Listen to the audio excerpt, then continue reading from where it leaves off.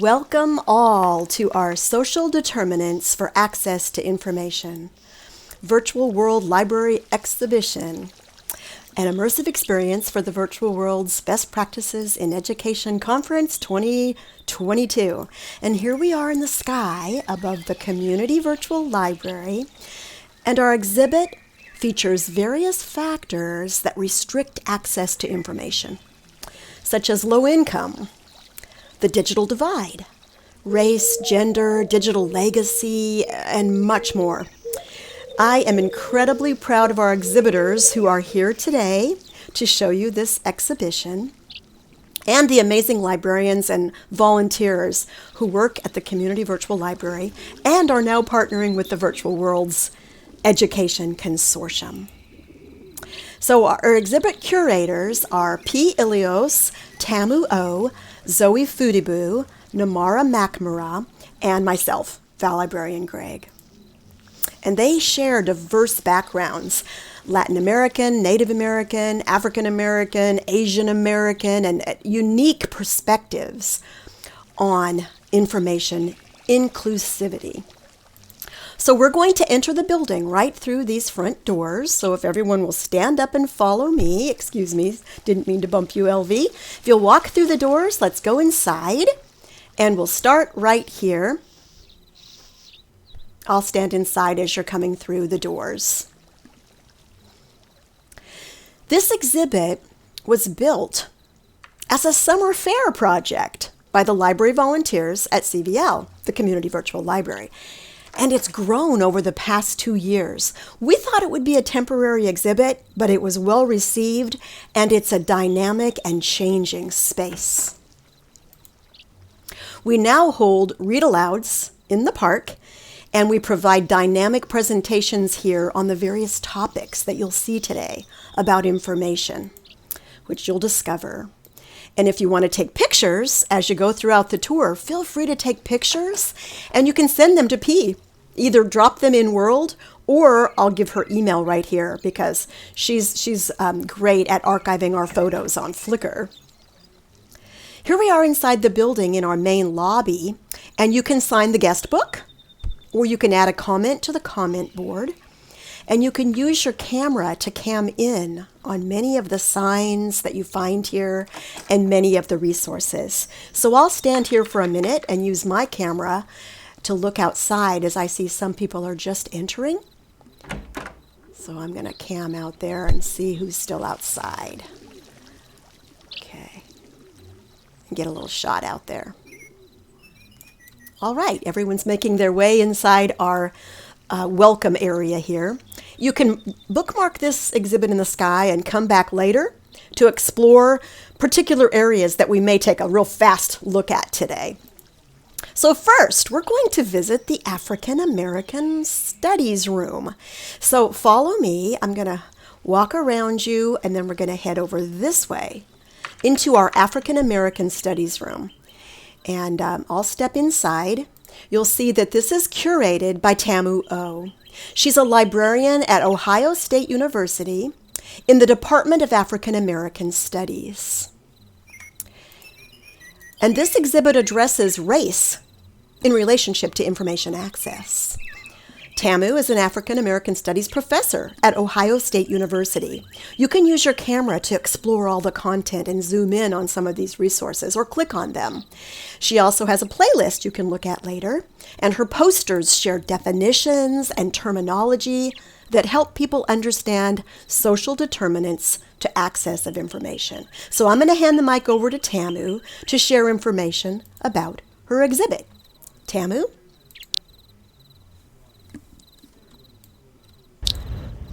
Sorry about that. Thank you and welcome to the Social Determinants of Information Exhibit section, and I like to subtitle my section, How to Become an ACES Information Specialist. Val said I am Tamu O, content creator and builder of this section. Please enter and feel free to explore the first and second levels of this exhibit.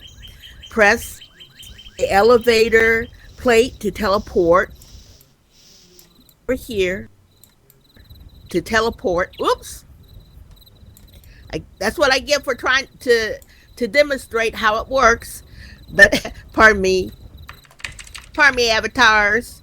But to teleport between the levels, and as you can see, it works.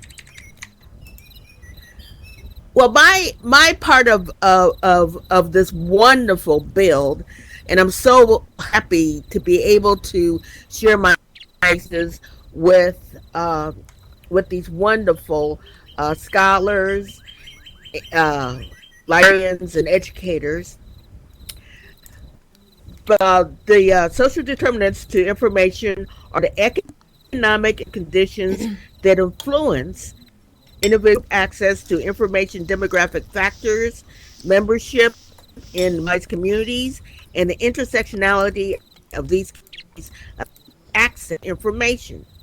Information specialists must consider these factors when reviewing the economic, educational, and social inequalities between those who do not have access to information. That's what these first group of panels, pardon me, Val, discuss, and you can click and find more information. And please feel free to wander, tour as I get part of this. Please view the next panel section, or How to Be an Anti-Racist by Dr. Ibram Kendi. Anti-racism is a transitive concept that re-energizes the conversation about racism, and even more fundamentally points us toward liberating new ways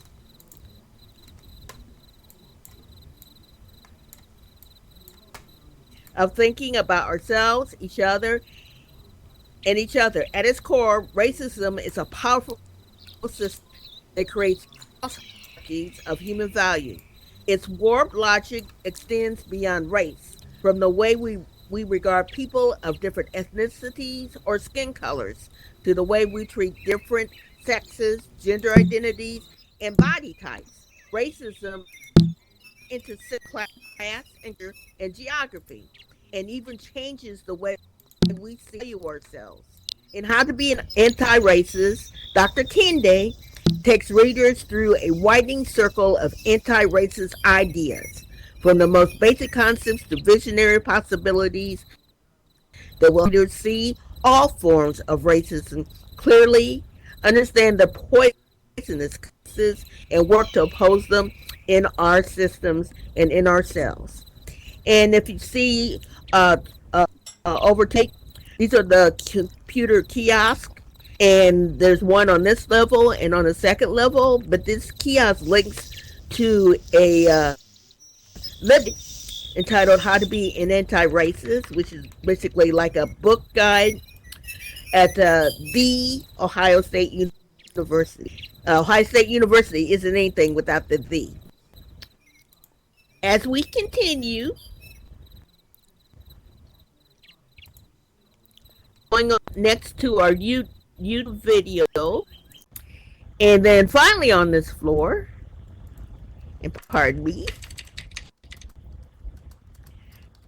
we have African American beginnings.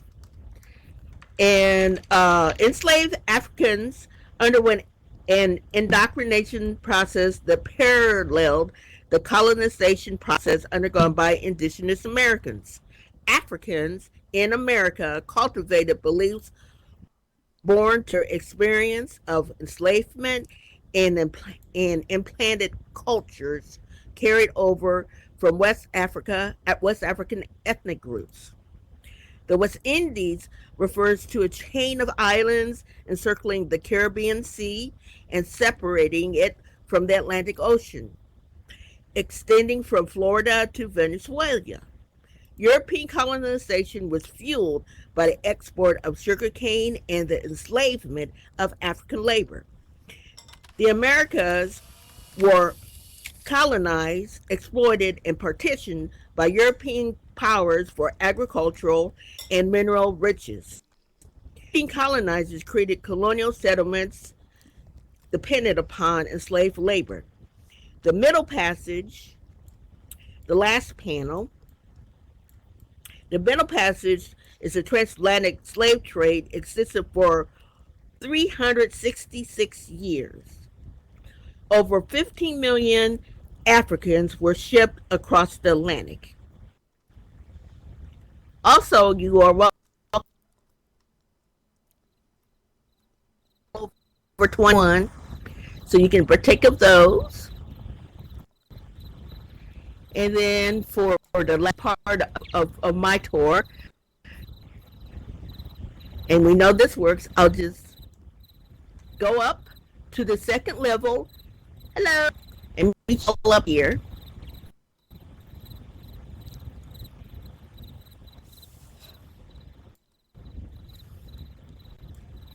And as you can, there are more panels.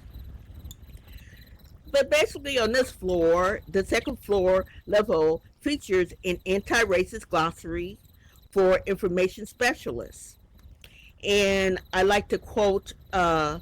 Kende, but the definitions that you see are from several different resources, from books, educational guides, to, of course, various websites and libguides that have been created during the past 2 years.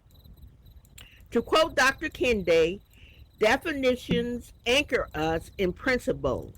This is not a light point if we don't do the basic work of defining the kind of people we want to be in language that is stable and consistent. We can't work towards stable, consistent goals. Some of my most consequential steps toward being an anti-racist have been when I arrived at basic definitions. And this is from Dr. Kende's Be an Anti-Racist, a journal of awareness, reflection, and action.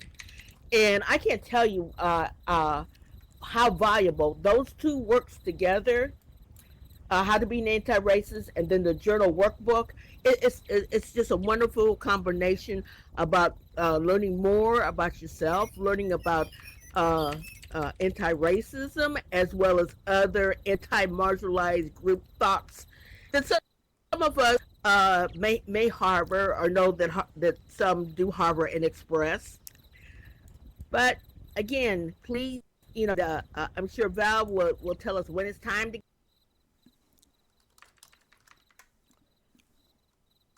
welcome back again to tour and look. And if you click on some of the panels, and also for food, if you're over 21 for the liquor, you can enjoy.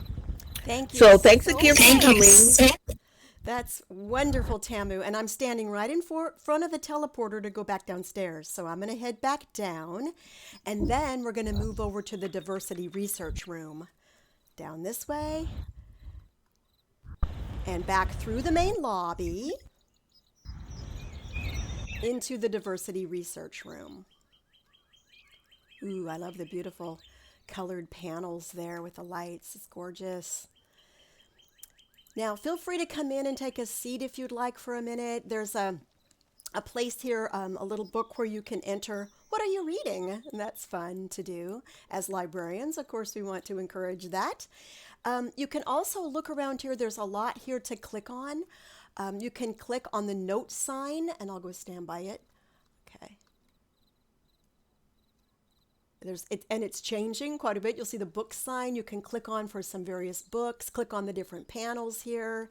There's note cards that give examples of diversity and inclusion with emphasis on decolonizing the catalog in libraries. Now, our Community Virtual Library librarians recently attended a webinar on that topic, and you can access the recording. If you're interested in what that means, decolonizing the catalog, you can click on this and read about what librarians are doing to help include some of the social determinants for access to information as they catalog resources.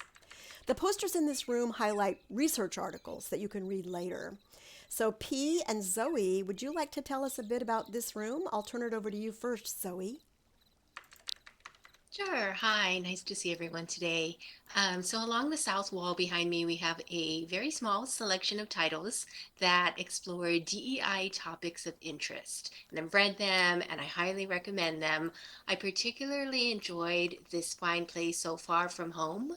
Voices of Academics from the Working Class. It's a topic that we haven't really addressed in this current exhibit, but hopefully we'll explore that in the future. And P, I'll turn it over to you.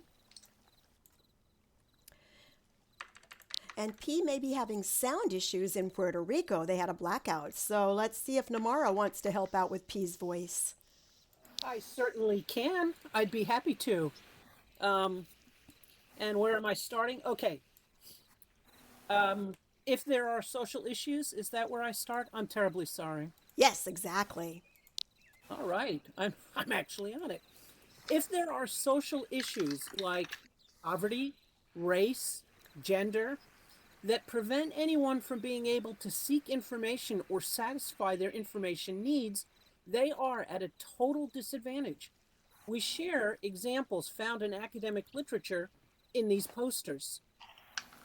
Thank you so much, Namara. So, back to me, and we'll get ready to move on. We're going to move next.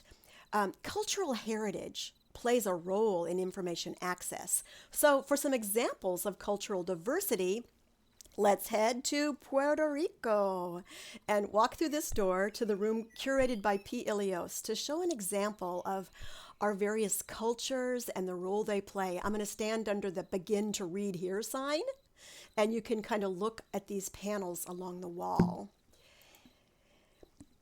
And you can use your camera to look at the goals to address disparities in terms of access to information. One of them are the different terms that we use to name ourselves.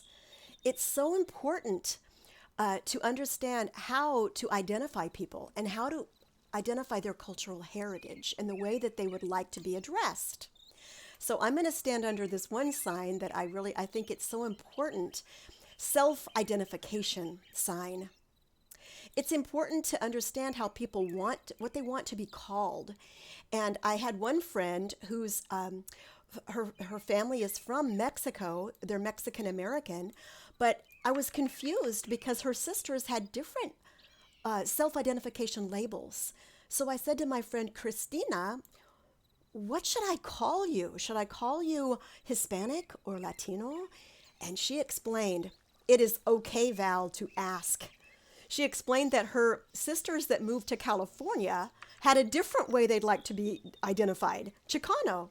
It's sort of regional. It depends on where you're living, and it is totally fine to ask. And that really made me feel more comfortable, rather than to feel like I didn't know, what I should call them. So from then on, I have felt more comfortable asking someone about their cultural heritage and how they would like to be self-identified. So P is going to share a little more about Puerto Rico. I'm going to walk back this way. And if your voice isn't working, we'll ask Namara once again. I love this Puerto Rican room back here. It's got the flavor of Puerto Rico. So head back this way, and let's turn it over to P's Speakeasy, Namara's voice. Okay, thank you. Puerto Rico has a unique situation in terms of access to information. As in any country, not everybody has the same opportunities for the internet and information. But after Category 5 Hurricane Maria, a series of earthquakes, and the pandemic, Puerto Rico has a very fragile electric power infrastructure. Public libraries aren't a priority to a government that only thinks about business opportunities and, ironically, STEM. So, not many low income citizens have the opportunity for access to reliable sources. And to add pain to the injury, we are now depending on a private company, Luma, that conveniently bought part of the infrastructure and is worse than what we had. You can read part of our access to information problems from the posters and enjoy our very Puerto Rican delights rum, I'm going to coquito, and of course, strong coffee. Thank you so much, Namara, for filling in for P. And that's an example of what she was saying. They've had a blackout. She doesn't have voice at the moment. That really aligns to our topic today, social determinants to access to information. And the next room that we're going to walk into, it's impossible to escape biases. We all have them. Walk into the room of bias. It's implicit. We all have it. And P has done a great job sharing here what she does with her students. She's a medical librarian in Puerto Rico. And these chalkboards explain how we all have implicit bias. She uses these lessons to help her students think about that. Following people who think like you do, believe like you do, that's confirmation bias. And it's important that we're all aware of it and we understand it, because we don't learn in isolated communities who think exactly like we do. We learn, Vygotsky said this, we learn in collision with others through constructing knowledge with others. So since it's impossible for us to escape information bias, as I said, teaching it to the next generation is important, and this is the way P does it with her medical librarians. Now, we're going to go upstairs next. We could do topics on each one of these rooms and do presentations on them. We have a new room that you haven't been to before, and it's the digital legacy room. If you'll follow me, there's a teleporter to upstairs, and it's right here in the Puerto Rico room.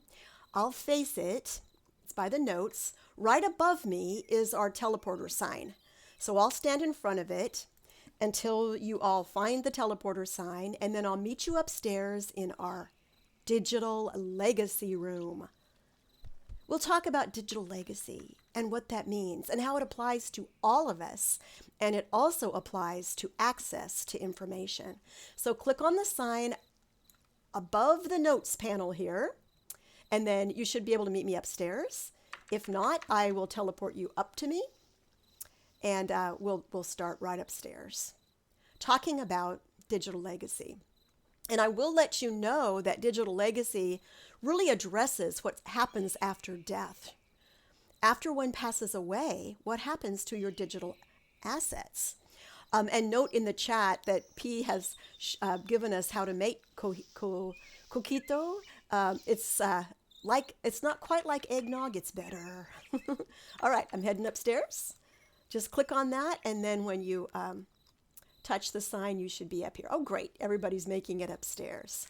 Digital legacy. Now, there are companies now specializing in this. Look at these photos of us in the community virtual library. Here's a photo of one of the tours here at this exhibit. What will happen to this exhibit in the future?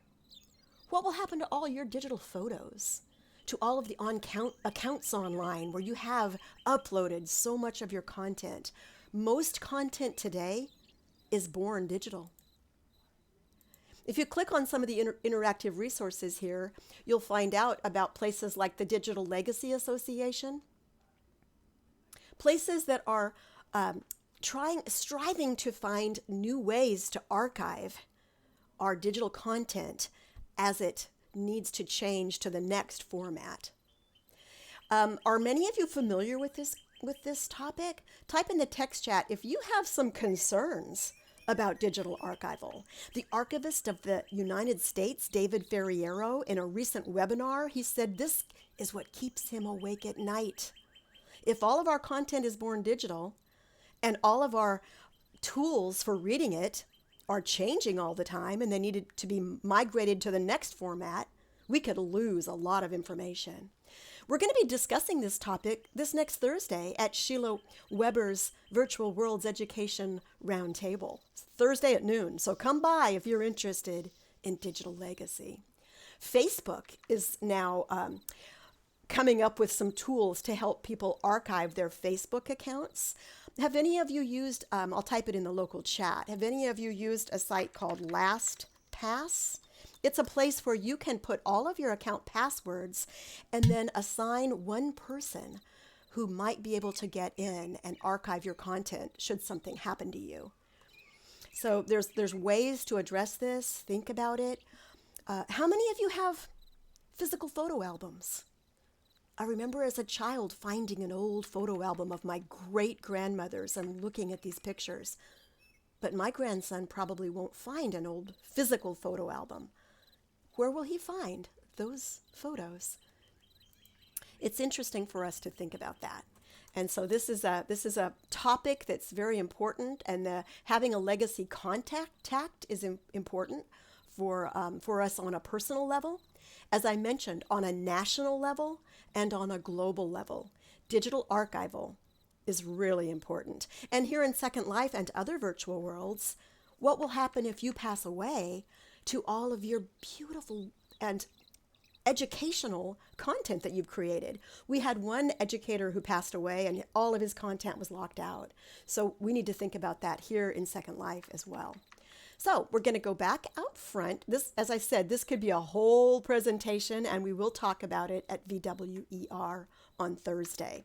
We're going to meet back out front because we have more to show you all around the outdoor area of our exhibition. So here's this Laurel back out front, and I'll meet you out there, out front in the front area of our CVL Information Exhibition. And I'll wait for just a minute for everybody to gather here in the front. Use your camera to look around. Take a few photos if you'd like. And then when everybody gathers, I'll tell you where we're heading next. You can see that this exhibit is changing and growing. And I just love these volunteers who have such amazing talent and ideas.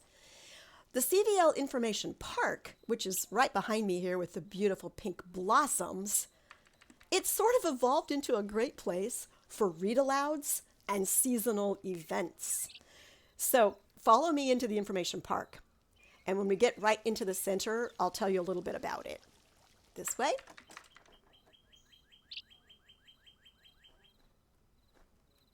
I'll stop right behind this little reading statue. And when everybody gathers, I'll tell you a little bit about Information Park. As I said, this has become a great place for us to gather together for seasonal events, and we've been doing read-alouds. We had a fall read-aloud that for Halloween. It was a really creepy story read-aloud, and it was a haunted park complete with spooky decorations. It was so much fun. And then during the holidays season in December, we read Truman Capote's A Christmas Memory, and P created a beautiful Christmas tree lighting ceremony, and there was a fairy snowball fight. It was just an amazing space to be in this park, which really illustrates how a virtual world can be so immersive and dynamic. And then just this past February, for Mardi Gras, we read a Louisiana Bayou ghost story, which was written way back in the 1700s, and that was our Mardi Gras event. So that's what this park has kind of been. But I'm going to walk all the way through to the back, and then I'm going to go turn right because we're going to head over to the far corner for Namara's gender diversity exhibit. This way.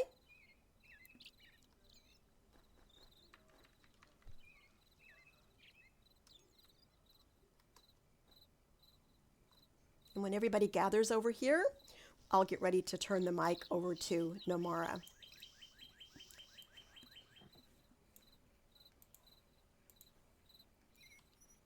Looks like Okay. All right, go ahead, Namara. Yep, I was just waiting for everyone to gather. I'm sorry. Perfect. All right. So this is, I want to welcome everyone, and I want to thank you for being here today.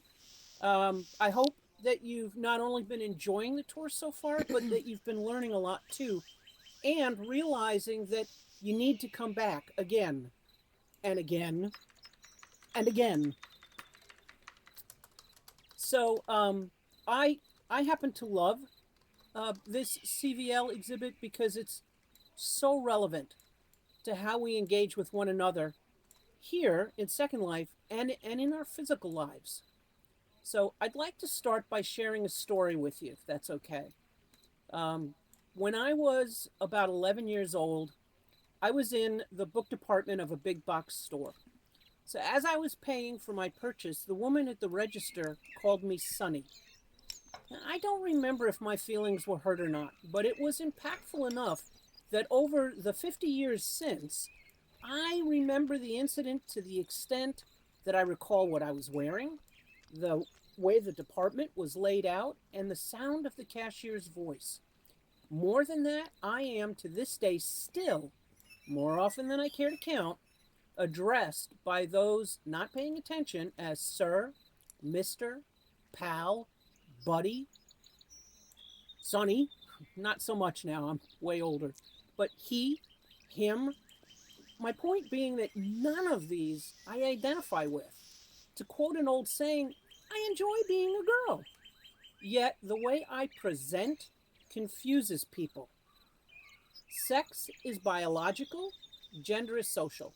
So describing gender as a social construct is neither a casual nor ideological phrasing. And that's why setting this exhibit up was important to me, and I was very appreciative when I was invited to do that. A related concept, gender roles, refers to expectations of people's behavior and attitudes based on whether they are male or female.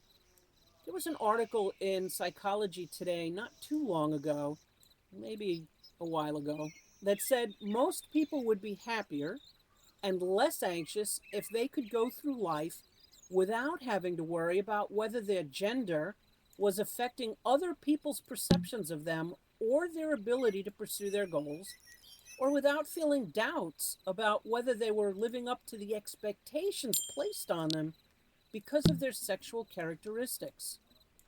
Because we do. We do. Because it does. Gee, it had much more impact if I had said that right.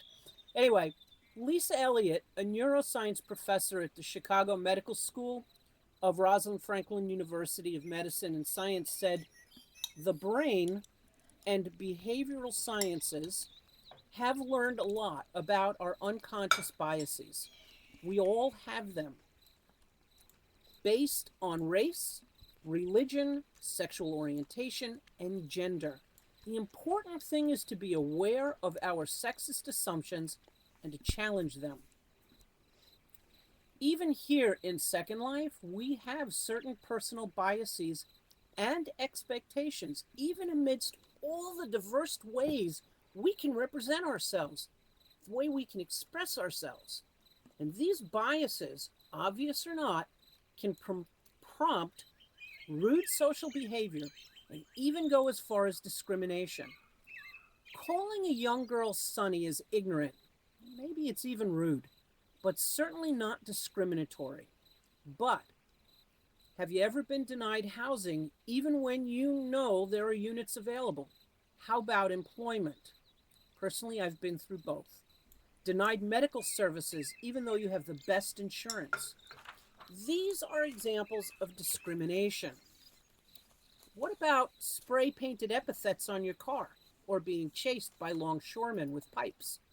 These are more than bad behavior, even more than discrimination. And I've been through both of those too. So why is spray painting hateful slurs on my car vandalism when it's really an act that's meant to threaten me, the person, not threaten my car? These are just a few of the many social booby traps we have to navigate. American law clearly states that discrimination based on sex is illegal, but what about gender? While there are ongoing cases in the American courts that I'm aware of seeking to include gender as part of sexual discrimination, I personally think gender needs to be a part of the law, but separate. That is, let's not redefine or try to expand the definition of sex, but instead, let's embrace the spectrum we call gender. According to Gender Spectrum, a US based nonprofit, understandings of gender continually evolve in the course of a person's life. The interests, activities, clothing, and professions that are considered the domain of one gender or another evolve in ways both small and large. And I think if we look back on our own childhood, we probably played with different toys than were gender normative, if you will. Like if you're a boy, you like colors other than blue. If you're a girl, you probably hated pink, personally. Anyway, younger generations have a broader definition and a deeper understanding of gender than my generation, for example, has. A 2015 Fusion Millennial poll of adults aged 18 to 34 in the US found that the majority, see gender as a spectrum rather than a man-woman binary. A 2017 Harris poll of millennials found that 12% identify as transgender or gender non-conforming. It's a huge portion of the population.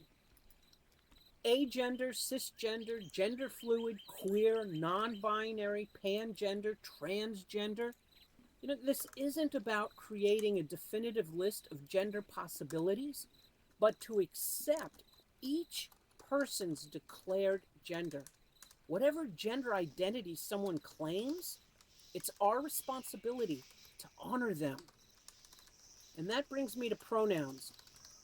Some of the research has found that 56% of those aged 13 to 20 know someone who uses gender-neutral pronouns such as they, them. Yep. I so agree with you, Lori. I totally do. I'm just going to stick to LV. Anyway, there are going to be times when you'll find yourself in a situation where you want to respect someone's gender identity that is clearly different from their assigned birth gender or sex. I'm sure you've seen preferred pronouns in email signatures, convention name tags, vitas, and more, becoming very common. This isn't a casual addition. It's a way for us to let you know that regardless of what we look like, we want you to respect our identity. We want you to respect all of who we are. It's also a way for you to let us know how to best address you. Earlier, you saw a sign and Val talked about self-identifying names because it is important to know and respect how people want to be identified in cultural contexts. The same is true for gender identity. So when in doubt, ask. One more story before I finish. Is that okay? Yeah? Yes. Thank you. See, I already have it in the HUD. But if you said no, I wouldn't have shared it. So some of you probably already heard this. I've shared it before. Just indulge me for a moment. I was asked by a physician many years ago now if I was sexually active, and I said yes. He then asked me if I used birth control. Of course, I said no. He replied, "You know what they call women who don't use birth control?" Well, I was probably dense at the moment, and I said no. And he said, "Parents." And inside I laughed because I should have said, "or lesbians." But I didn't. And needless to say, it was my last visit to that physician. Right? So I know there are those here and many more in Second Life that you know that have similar stories. Doors can and do slam shut, but you can help us keep them open. Exploring the implications and impact of gender identity is what this part of the Information Access Exhibit is meant to do. And I invite you to think about and learn more about gender.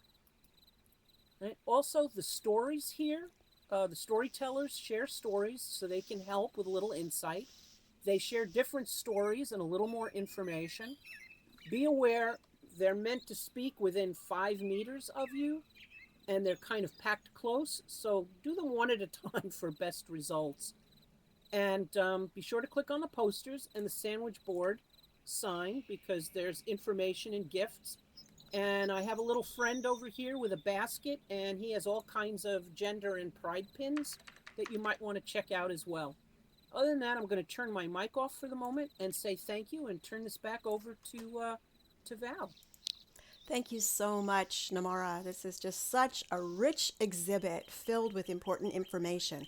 And guess what? I just now got a text live from P.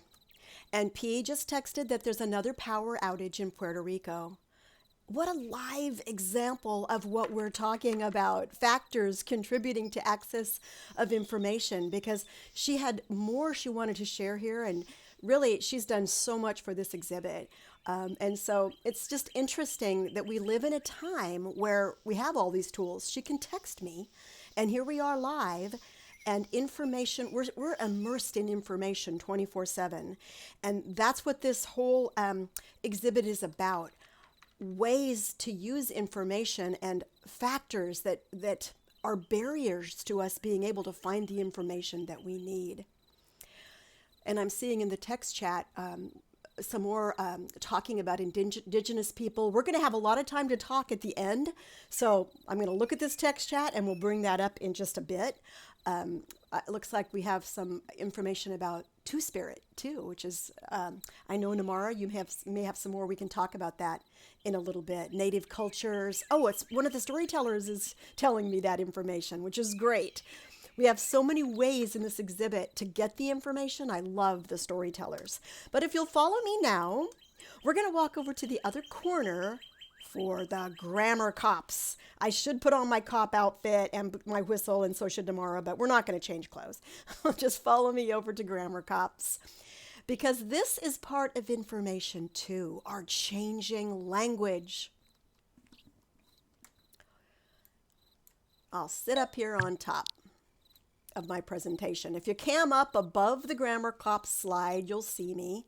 And we're going to talk for just a minute about changing language and how that impacts our access to information. And this little session here about grammar cops started because Namara and I were IMing each other in Second Life, and there was a typo. And we were talking about typos and how they can, and autocorrect, and how it's just so hard sometimes to keep up with trying to correct it, and how easy it is to make mistakes in our fast-paced culture in the metaverse. We text, instant message, we get a million emails, apps, notifications, conversations, and there's little time to go back and correct them.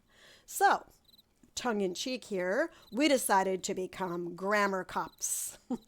Have you ever sent an auto-corrected text message that was either hilarious or maybe embarrassing?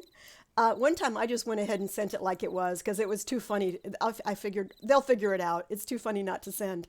But yes, it happens to us all the time. Language is a living, changing thing. And it's my research focus, literacy.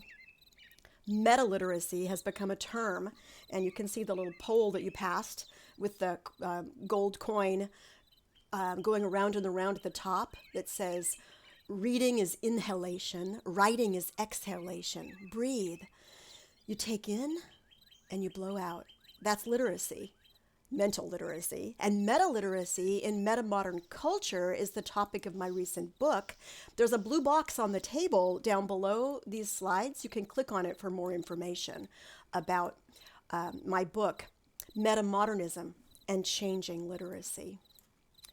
But for the grammar cops, we're just going to quickly go over some aspects of changing literacy, particularly grammar and meta-literacy. So you can click on these signs for more information. But first, I'm going to ask you a question.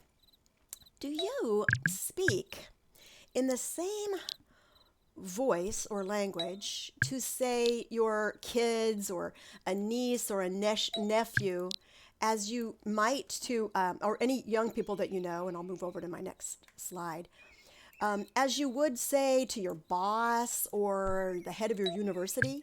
I know I don't. I don't speak to my niece in the same voice that I do the head of the university. So think about that. With all of the tools that we use, like social media, sometimes this personal and professional language just gets blurry, and social media makes it problematic. So this slide that I'm standing on shows you registers of language. And there are many. Some are formal and some are informal. And I want to just break that down for you for a minute to think about how this applies to our incoming and our outgoing literacy. First, there's frozen registers of language. And these frozen are very formal. Wedding vows, your Miranda rights, things like that. They don't change. They're fixed. Then we have formal standard English. And formal standard English is like what was used in classroom lessons when you're giving a speech. Right now, I'm striving to use formal language with you. Then we have consultative language. It's a little less formal than standard language, and it might be at work, used by colleagues, or sometimes newscasters. They're a little less formal if they're joking with their colleagues. And then we have casual language, and that's the informal language that you might use between friends when you're texting somebody. You use slang, vernacular, inside jokes, and things like that. That's more casual. And then finally, the register of language that's intimate.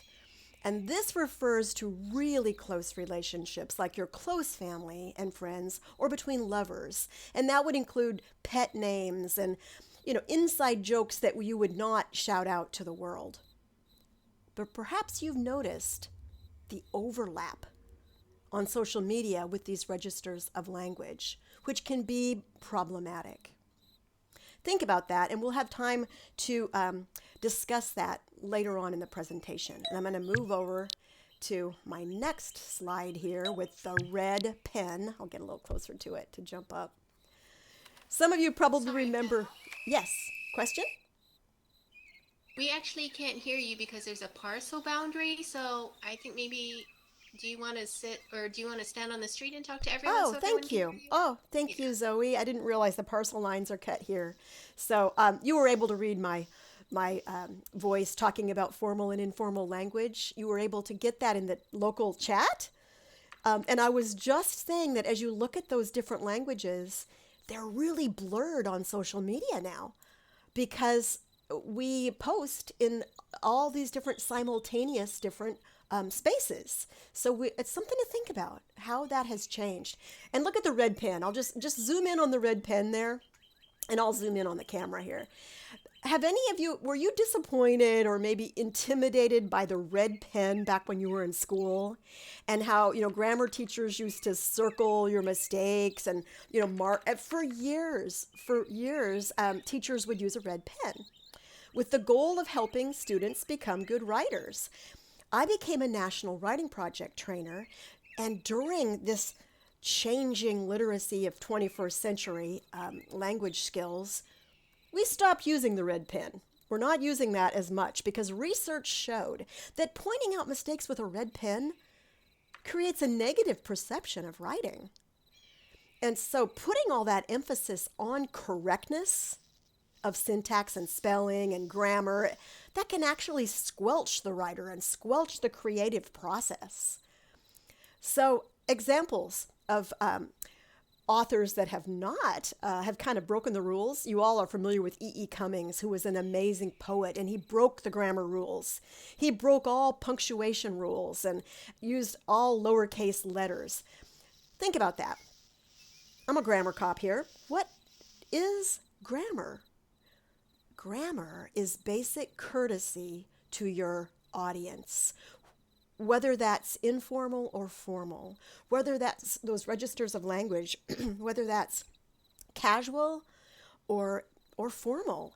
It's good manners, good courtesy for your audience. Well, does it still matter? Does grammar still matter?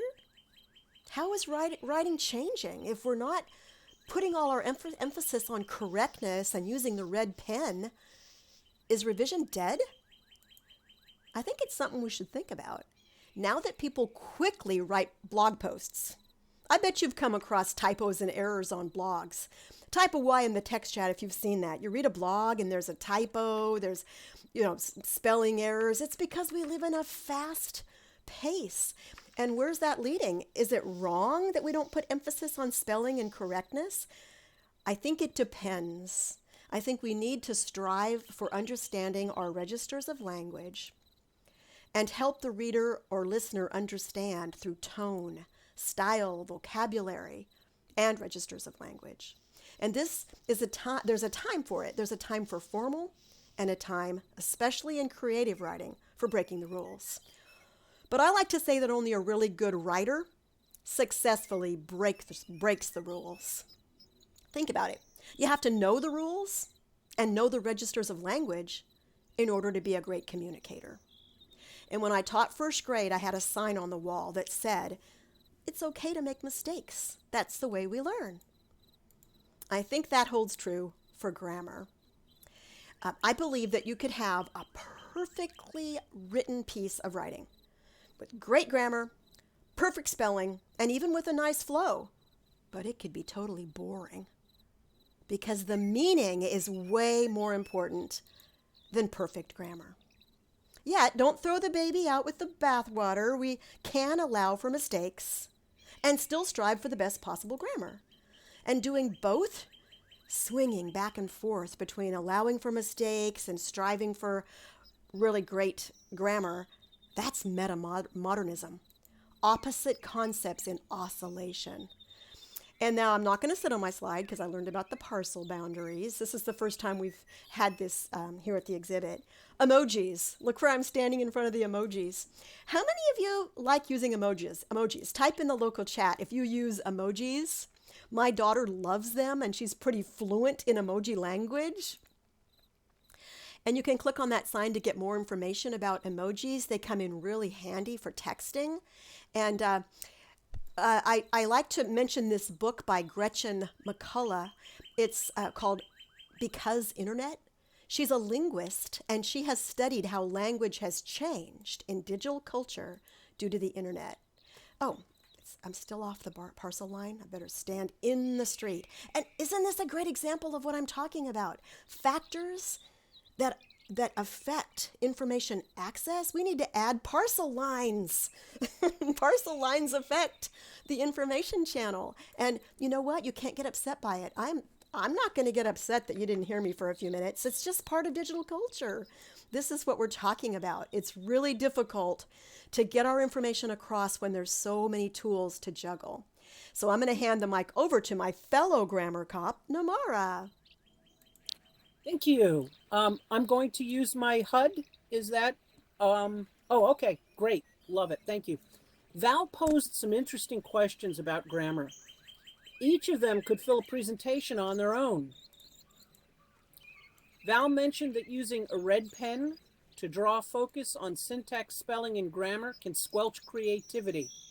Well, like every student, I hated when my teachers used red pen to mark up my tests or papers.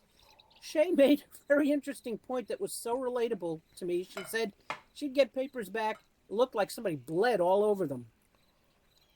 Anyway, I thought that was very funny. Val mentioned, while most study of this kind of object priming is done in other areas, such as the influence of video gaming on cognition and ownership of guns on aggression, some research is happening that looks at the red pen the same way. So there was a study conducted in 2012 by sociologists Richard Dukes and Heather Albanese that was published in the Social Science Journal, and they found that using a red pen to correct students' work may actually lead to negative responses to the comments. This goes hand in hand with what Val was sharing. And language is ever evolving. As Val said, it's a living thing. It's natural that language will evolve and change to suit the times. The impact of those changes can be huge. Take the word okay. Did you know that it was first used in an 1839 article in the Boston Morning Post as a journalistic joke? Talk about pushing the boundaries, right? And now we use it all the time. It's an established part of our English language. Newspapers in the 1820s and 30s were famous for using abbreviations and enjoyed using deliberate misspellings, just like we do today. OK meant all correct. OKKBWP was used in a New York newspaper, also in 1839, and it means one kind kiss before we part. Today we have FAC, FYI, BYOB, LOL, LMAO, BRB, AFK, and you get the point. As an aside, as I was researching these trends, I had learned that OK would have been all but forgotten if it weren't for Martin Van Buren. You may know him as the U.S. president from 1837 to 1841. Yes, he lost his bid for a second term in 1840. But did you know he had a nickname during that 1840 presidential campaign? It was Old Kinderhooks. OK for short. And fan clubs sprang up and spread throughout the U.S. during the 1840 presidential election, and they were called OK clubs. I love okie dokie. And in 1868, Louisa May Alcott used the less popular OK, OKAY, in Little Women. Woodrow Wilson even used OK, OKEH, right, on papers he approved. So whether you use OK, OK, OK, or OK, it's all right. All right.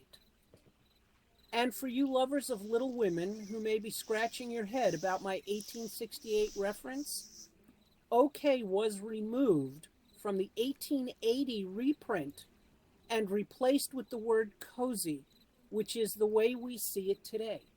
One of us must marry well. Meg didn't, Joe won't, Beth can't. So I shall, and make everything cozy all around. By the way, when I was writing this up, my autocorrect kept turning OKEH to Oaken, OAKEN. Damn you, autocorrect! I would blow my whistle. Here, let's see if this works. There it is. Autocorrect, Grammarly, spell check, and dictionaries embedded in applications make writing easier. And yet, I think it makes writing more challenging. In many cases, they're correct, but they're not accurate. And I can tell you that autocorrect is the bane of my digital existence on just about every platform. Fortunately, most of us are forgiving of autocorrect errors, misspelling, and other typos. You can see some funny examples on the signs we've put out here. It's not a beach. We were at the beach. Now we're at the park, right? There are those who have creatively bent the rules of grammar, and Val is right. Only a really good writer successfully breaks the rules. In professional situations, breaking basic rules of grammar is more often, though, the quickest path to the bottom. Improper grammar, whether in a business letter, email, report, study, or evaluation, for example, can totally compromise your credibility, create confusion about what you mean, and leave peers, coworkers, and potential clients and students thinking you don't know what you're talking about. The same way we wouldn't use swear words when having a business meeting, we don't want to use words like cool when writing an email. Although I admit adding a smiley can put the reader at ease when sharing criticisms or addressing difficult topics. So, while our language is ever changing, there is a fundamental structure to ensure effective writing, whether it's digital or in print. Before we open up for discussion or questions that you might have, I'd like to share one more thing about the effect proper grammar has. Non-native English speakers use written English to develop their speaking skills in the language. When written English is simply a reflection of the spoken word, non-native speakers are put at a great disadvantage, especially when they try to emulate that style of communication in their own work. This isn't necessarily true for non-native English speakers in an academic environment, but it can dramatically impact those who aren't. I read an article that said the most important thing isn't the accuracy of your English, but the quality of your thinking.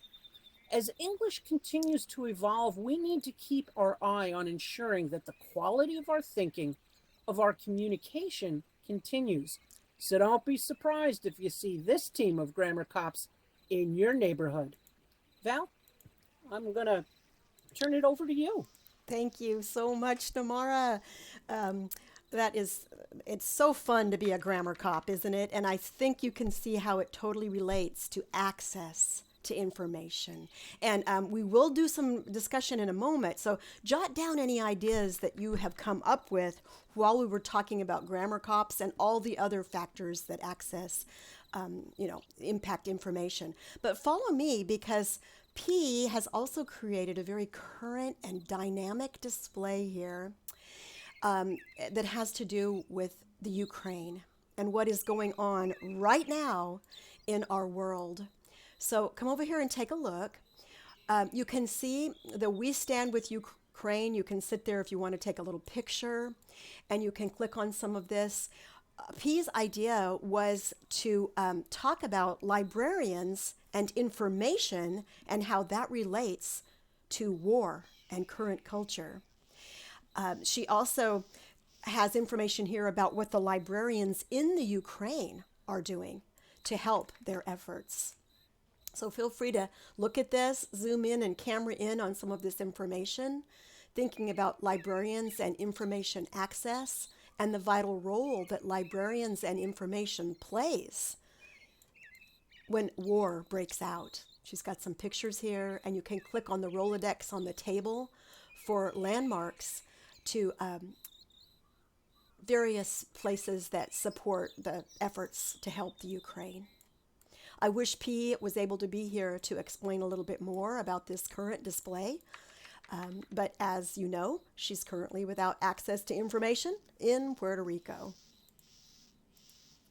So we're going to head up towards the front of the exhibition. Feel free to take a picture there with the Ukrainian display that P has created.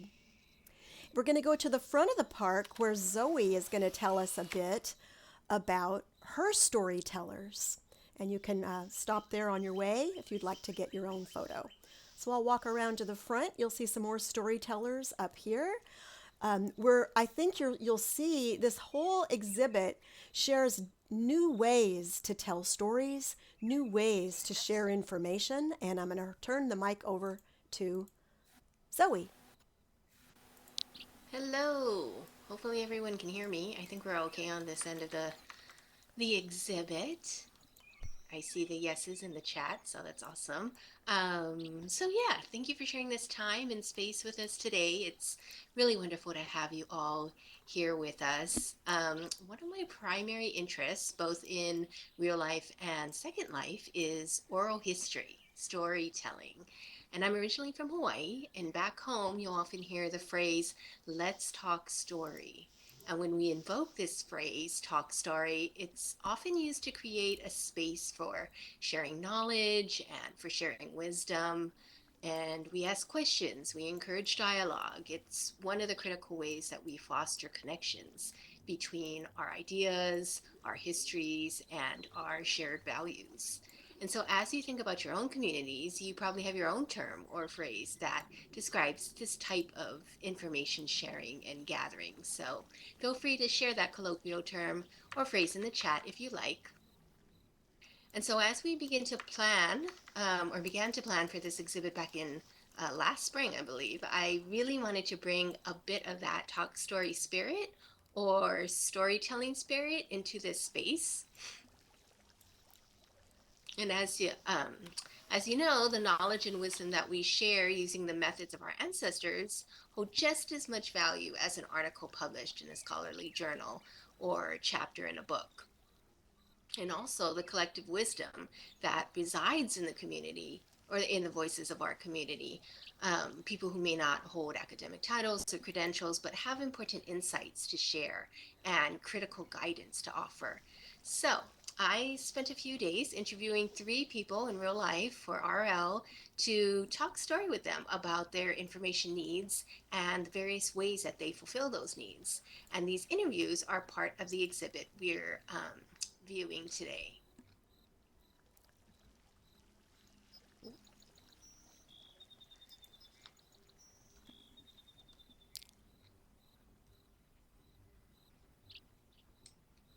Sorry, my cat. My cat's always getting in my way. Okay. Anyway, the transcriptions of these interviews were lightly edited for readability since I knew I'd be sharing them here in text format here in Second Life. So during my travels across the grid, I'd been noticing the static low prim characters in other communities, and I wanted to figure out a way to share my interviews using them. And thankfully, our dear Namara has lots of experience doing that. You saw them earlier in her gender exhibit. Um, so she patiently showed us the technical steps involved in setting up one of these storytellers and offered us some thoughts on how to create an easy and engaging experience for our visitors. So as you move through the exhibit, you'll encounter these NPC or static characters, and these are our storytellers. So just click on each storyteller to hear their story. Um, so the NPCs gathered around the ice cream carts near the park have longer stories, and these are the RL interviews with everyday people that I did, talking about their information needs and the challenges they faced in fulfilling them. So first, we have Mrs. Agbayani in the white shirt to my right. She recently retired and lives alone. She often searches the internet for information about wellness for older adults, but she sometimes struggles to find the answers she seeks because the results she retrieves are sometimes irrelevant. She's not sure what she's doing wrong and she blames herself. So you can read more about her interview through the green notes card. Um, in the uniform, we have Jeff. He has a plethora of devices and easy access to information via the internet. And because of this, he feels he doesn't need the library or librarians at all. And then finally, to my left, we have Mitzi in the blue shirt and white shorts. And she's a graduate student who is curious about virtual worlds, but has no way of accessing Second Life because her laptop is too basic. And she also expresses frustration about content and networking opportunities that are locked behind paywalls. So there's a large stand labeled notes between these characters, and this contains links to Google Docs of the full interviews. So hopefully this will make for easy reading.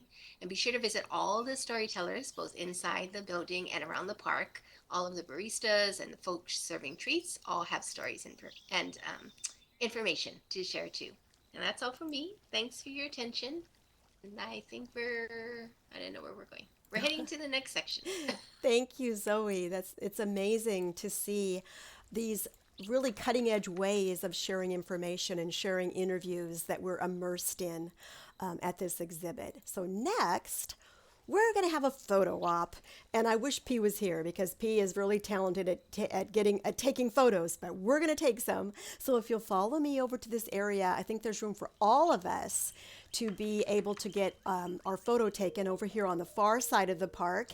And then we'll go inside the park to debrief, because we've covered so many different factors that are determinants in access to information, and we're going to be able to talk about those. So come choose a sit ball, and let's everybody have a seat, and we'll get our picture here wherever you'd like to choose to sit. I'm going to just grab one. Okay, just come on up and get one, and everybody take a seat up here, and we'll take a few photos. You can take them, I'll take some, and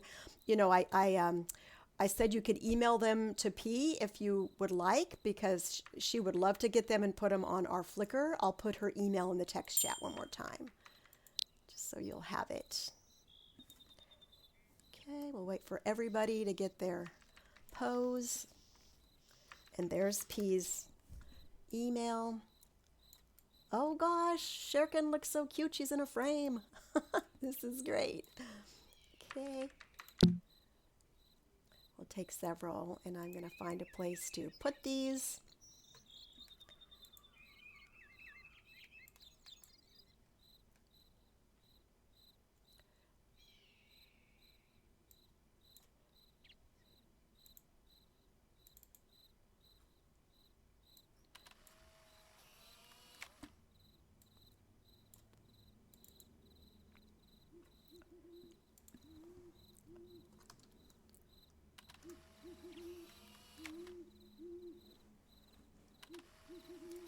Okay, we'll stay put for a moment so that everybody can get a photo, and then we can move over to the other side and get some on that side too. So I'm gonna, oh, it looks like there's more. Let's see what these ones are. Ooh, look at these little boxes in the middle. There's some in the middle under the book too. Let's get some under the book.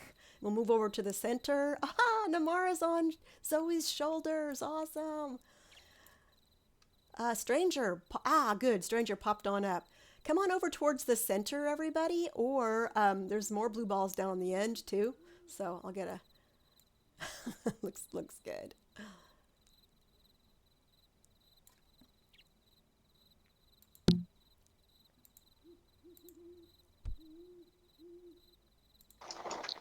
Looks like something is attacking us or something. Ah! I'll let somebody get this one in the middle. I'm going to head over to the blue ball. Okay. So there's a couple there by LV, between LV and Stranger, if you want to get one in the middle there. Yeah, Zoe, I hope Namara is not too heavy there on your shoulders. Okay, everybody take a few shots. We'll get some good ones.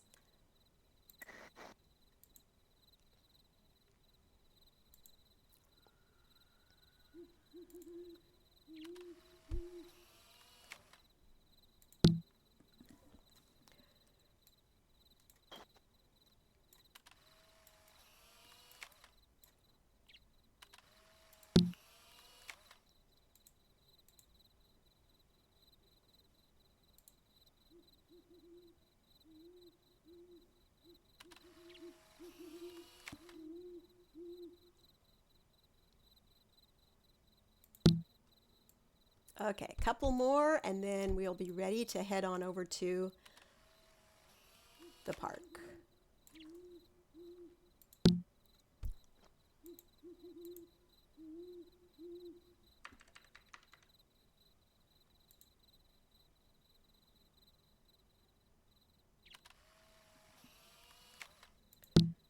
Yes, Ice Sky looks adorable inside that little frame.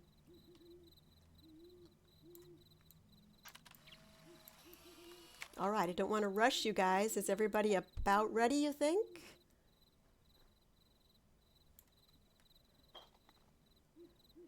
We can stand up. We're going to walk over inside the middle of the park.